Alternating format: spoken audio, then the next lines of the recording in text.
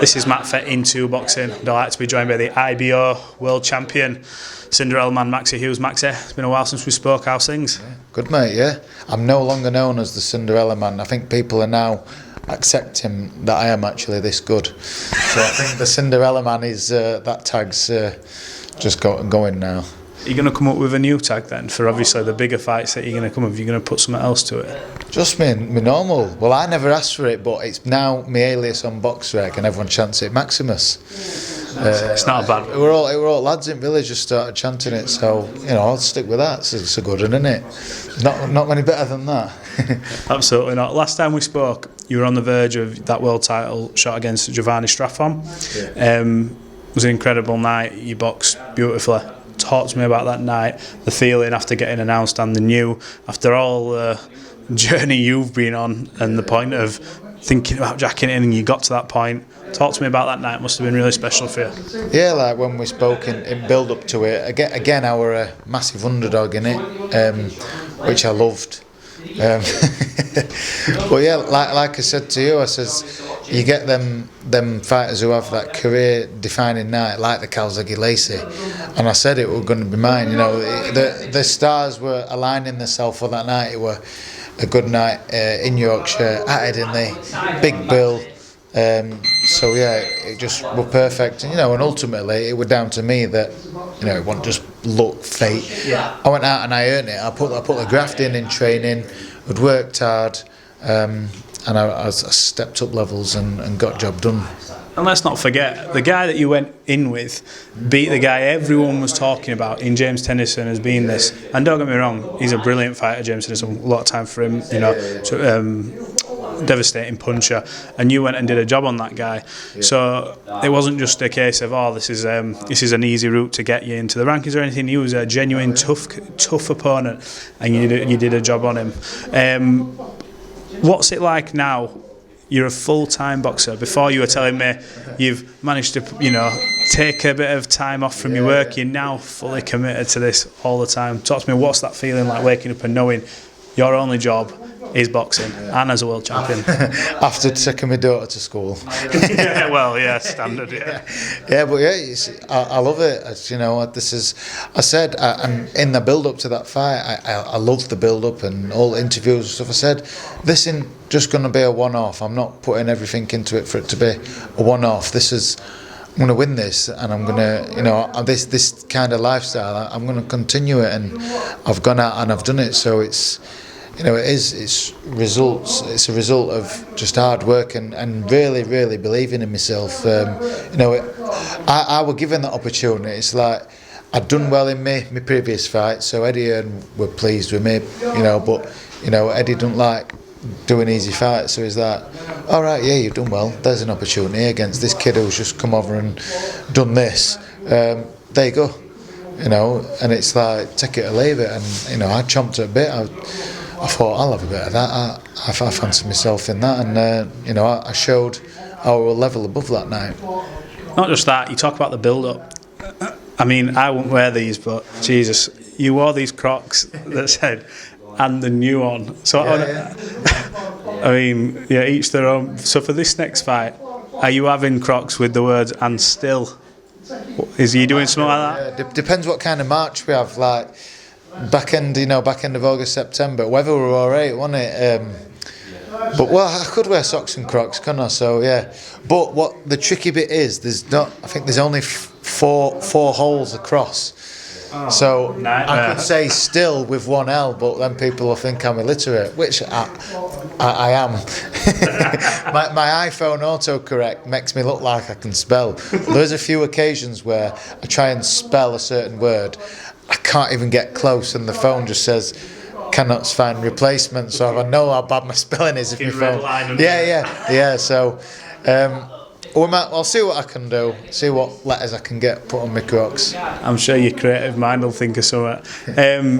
Your division is red hot. It's the most talked about for me, other than obviously this heavyweight debacle that's going on with splits and this, that, and the other. It looks like George Kambosos is very vocal in saying, "Look, whoever's fighting me next, come to Australia." Devin Haney, yeah, I'll come to Australia. Eddie Hearn, spoke to him. He's like, "There's a deal to be made, but they're waiting to get that done. You've been very vocal in the past about Devin Haney and saying he ain't struggling for anyone, I'll go and fight him. That's still the case today. If he calls, you'll go. Yep, still same with George. You know, like, I don't know what can be so difficult. Like, it's strange, isn't it? Yeah, like, if they offer that to me, I won't be difficult. I'm not greedy. No, I'm a working class lad. I was born with no, so I don't need the probably money that maybe Haney's. I don't, you know. I mean, I don't know what the kerfuffle is of why it can't be made. What's the argument? You know, as long as it's in a boxing ring with fair gloves and judges, then what's the problem like? So yeah, either of them. I actually got I got an offer last year when Haney was struggling for an opponent for his December 4th fight, which he ended up fighting Jojo Diaz, but again I threw my name into that, and you know, it wasn't meant to be at that time, but at least I'm getting considered for him. They considered me as opponent, and it was nearly made. So as long as I keep win my next fight, which is going to be, you know, it's not officially announced by Matchroom yet, but I'm told it's close. Yeah, so I think it's just a matter of time before they announce it, but we'll be on the 26th of March, Josh v Kiko, defending my belt. So whoever it is, put my focus on them, make sure I get the job done, and then we're still in a good position to hopefully get a bigger fight. The bigger fights are there for you as well, not just over here, but you could, like you said, Josh has talked about wanting to do the States. It could be you as well. What happens if you fight Devin Haney? Because obviously you're well up for this fight. This has been talked about for over a year now. What happens if you fight Devin Haney? How would you beat him? Just I'll find a way. Like I said with Straffon, they're like, oh, how are you going to beat him? Is this fucking super knockout puncher? And I says, however it has to be. I was prepared that night.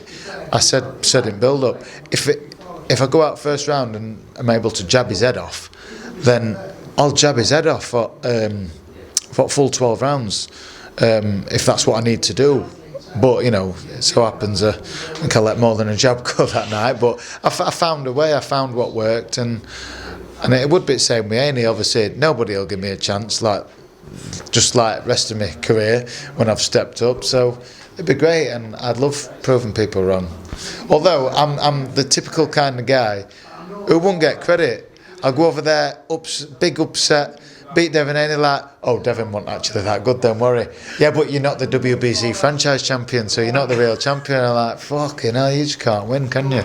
But do you almost like that now? Because your sort of last 5-6 fights is basically every fight it's, oh, Maxi stepping up. Like last fight especially, for example, it's this kid's dynamite puncher, blah, blah, blah, came over here, not tennis. But do you almost relish that, you know what, keep writing me off, please keep writing me off? Yeah. Because I remember Bellew had that in his career where he was saying, look, write me off, I'm a fat kid from Liverpool, I'll do this, that and the other. It's more, is that more fuel for you, knowing that people discount it? Like when I'm out running, you know, just think about what they're saying. I think, I'll show you, I'll train this hard and I'll go over there and I'll do that. Almost for a smugness after. Yeah. To say, what were you saying, you clown? You know what I mean? Yeah. That sort of thing. So yeah, it's just motivation, you know. And ultimately, you know, I get a bit. Everybody gets a bit of stick on Twitter because I think most people are just jealous, aren't they? Yeah, I mean, we say this with a few people spoke to me about, especially about trolling and stuff. The moment you get success or you hit that peak or you've had a bit of good luck, there's always someone who'll try to bring you down. But normally it's only minuscule out of the positive that you'll get. But it does happen. Yeah, and I've learnt that. It were after when I won British title. Obviously, it were a little bit controversial, but not really because it were in the rules. But so I'm looking through my Twitter, scrolling. Nice comments. One person had a go at me, and I was like, started writing a reply out, and then my missus says, "What are you doing?" It's weird, isn't it, though, when you see that? Says, "What are you doing? Look at all them nice comments, and the one you want to reply to is the one that's negative. Don't do it. Don't give that one person, because then they'll be screenshotting it. I've made him bite, and almost feel like they've won." So from now, I try not to. Every now and again, I might reply, but I don't need no negativity. So it's normally quite dry from you. Let's be honest. If someone has a go, there's normally there's normally a remark that's setting you look and think, I probably wouldn't take this any further with Max. Who's brilliant is James Blunt. Have you seen his Twitter replies? Not recently, but he used to be ridiculous. Like if you just go on Google and look at him, I think, and my wife always says when I say, "Oh, here we go, someone's given," she went, "Channel your inner James Blunt." She always says, "What would James say?" And it's just like killing him with humour and just something dry in it, and where they've got no comeback. So, yeah. Well, it looks like it's going to be a big year for you again, especially if you're on that Warrington bill, and then whatever else comes of it after. Just get a prediction. If Haney does fight Kambosos, just going back to that, sorry, I sort of skipped it a little bit. If Haney fights Kambosos, who do you give the edge to in that fight? Who do you think comes out on top? I fancy Kambosos because obviously how much he will have improved from that fight, but how good he showed as he can be. He showed a bit of everything here: fighting, boxing, moving, a good chin. Because when he got put down with 10th round, he got put down. He looked shaky for the rest of the round, but then went back to his corner for a minute, came back out like it wasn't happened, and he probably won them last 2 rounds to seal him fight. And you're like, he's showed us how good he is here. So I fancy Kambosos for that. Yeah, he's done the right thing ever since that guy as well become champion. He's been everywhere, he put himself about. And Lopez gave himself a full year to ride that wave, didn't he? Getting all them, because he had Bud Light all over him. So he'll have been on some serious dough there, won't he? So he's made most of it. Fair play to it, lad. Someone said as well, when you talk about like shocks of the year, I think he had 2, didn't he, at both tail ends. Nobody gave him a chance against Lomachenko, and then he went up against someone who they were saying he'll knock out, and he get beat. It just shows you how boxing works. I always said to people, I says, watch Kambosos.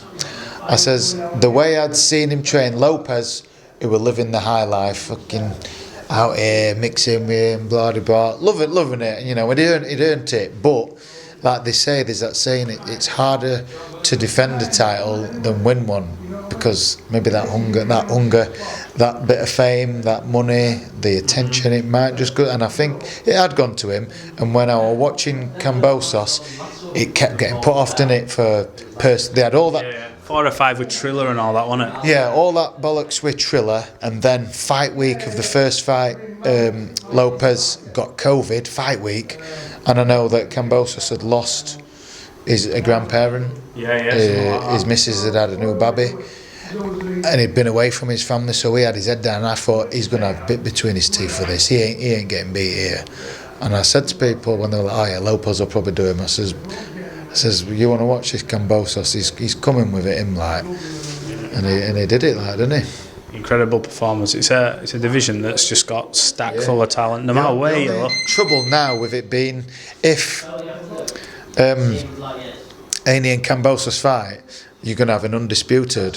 Then I think Loma's mandatory for WBO, so the winner's probably going to have to fight them. If there's rematch clauses and all that, it's like the belts are just going to stay with one person. Will we not have a situation though where we saw it before, where I think where Fury had all the titles and he had a rematch with Klitschko, but yet the IBF had called his mandatory, so he had to give that away. So will there not be a situation where if they just want the big fights to happen, or Kambosos, whoever wins that fight says, you know what, I just want to fight him? Won't the belt sort of maybe fragment and they become vacant at some point? I'm not sure how it works, man. It probably all depends on that, doesn't it? Who's the managers? Who's friends with the sanctioning bodies? Who owes who a favour? Because I felt like with Fury, it was just hard done by. He wasn't supposed to win that fight.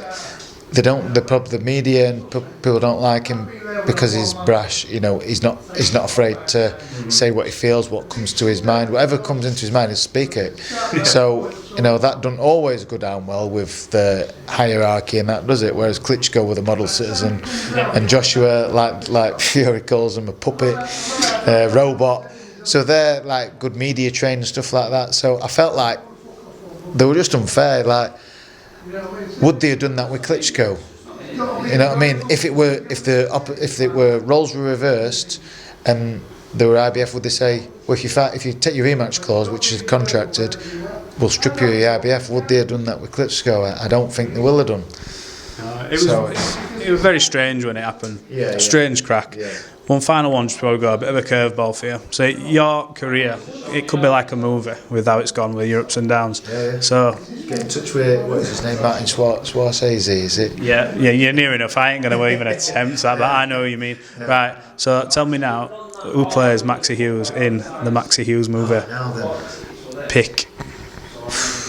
It's tough that, because I've got like a few local actors. Like, I love Sean Bean because he's pure Yorkshire. You'd have the accent down to a T, wouldn't it? But he's a bit older.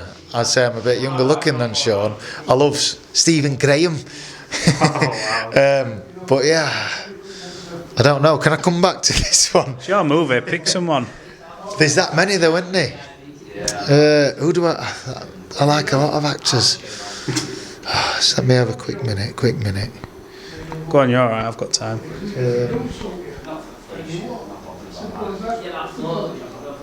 Anyone you've seen in a recent movie you think, you know what, it'd be decent?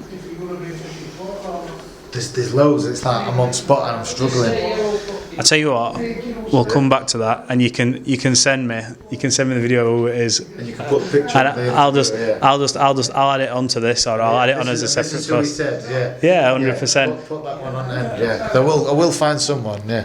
Right, we're going to revisit that. We're going to find out who's going to play the Maxi Hughes movie, because let's be honest, especially if you go to the States and beat, and defy the odds again, in what many people's eyes will be defying the odds. Yeah. Be almost written for you. Maxi, thanks for talking to Into Boxing, and we'll catch up again, fingers crossed, on Fight Week or before. Yeah, nice one, mate.